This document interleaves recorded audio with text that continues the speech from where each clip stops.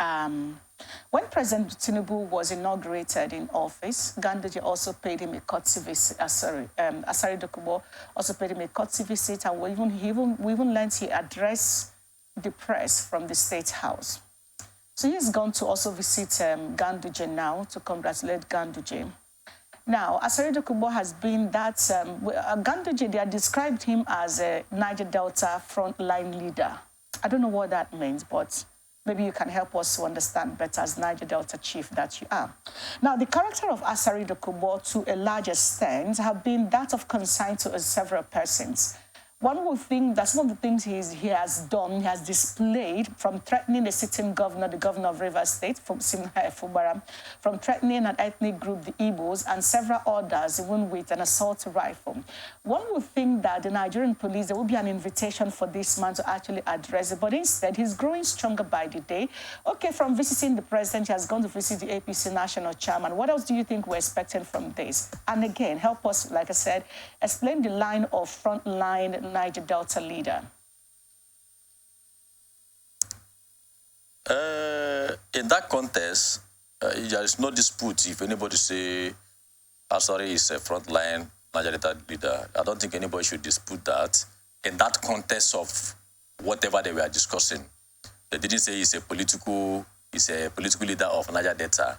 You know, they describe him as a leader at his own right in that context for which, you know, he's operating. I don't think anybody is going to fault that. However,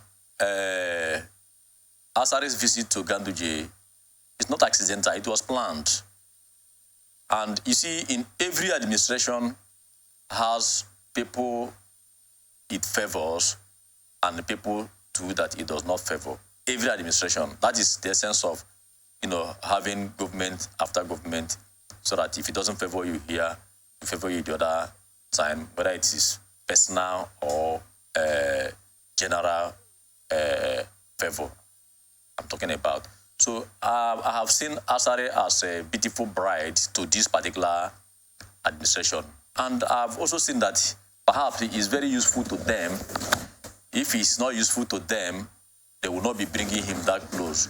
He may have been stopped from coming to Asari officially, but he may not be stopped from coming to Asari unofficially, or to, you know, come close to other persons that are very close to our president or APC.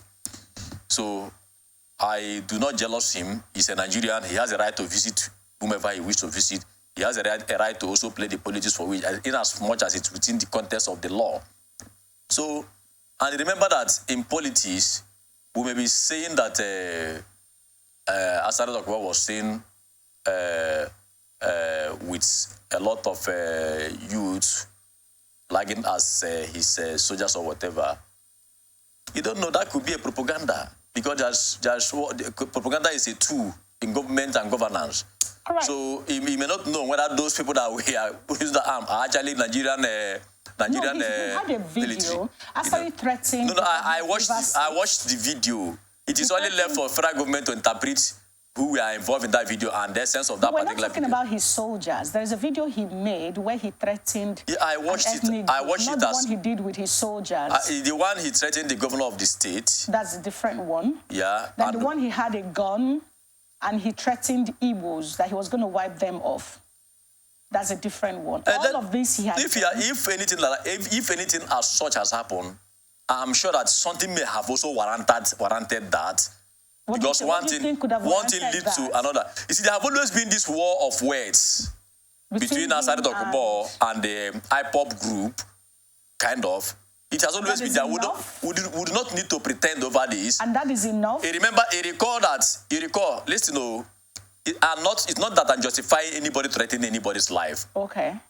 When Governor Okere was the governor of Rivers State, executive governor of Rivers State, Nnamdi Kanu made a video instructing the people to go and cut off Wike's head. He placed a bounty on Wike's head. Thank you. Yes. But that was not now. No, I'm just giving you instances now. So Wike did not institute any case against him, even when he's arrested and he's incarcerated. And Wike did not also reply. Then even recently when Asari made that statement against Governor of Rivers State, the Rivers State government did not issue any counter statement. They just let it be. And that's okay. You know, they just let it be. So what I'm trying to say is that Asari Dokubo is not bigger than Nigerian government. Okay. Neither is he bigger than Rivers State government. Okay. Or whether is he even bigger than Asari Toru or Akukuto local government, where he come from. Local government. You know, but you see, government is the only one that has eye everywhere, watching you and I. After God. After God. So whatever that is happening today, we can only talk, but watch his activity with government. If this man has committed an offense... So now, let's hope that when someone else should also do same, that will not be taken out of contest. Go and do now. Go and carry arm. Okay, can we now agree that there are sacred cows in this government? No, Vivien, I say go and do. Asari Dokubo, you do not know whether what he is doing or what he has done is registered or government is aware of it. Then you now say, I want to go and do what he's doing. So you will go in for it. Government is aware of it. Government is aware that he's threatening the fellow Nigerians. I said you may not know. And government is aware that he's threatening the governor of Rivers State, and that's okay because he's in cahoots. I have told you here now that Asari Dokubo is not bigger than Rivers State. All right, even the local government area. So for him to be, in fact, he's the beautiful brand of this government now. Right. So let's watch and see what plays out.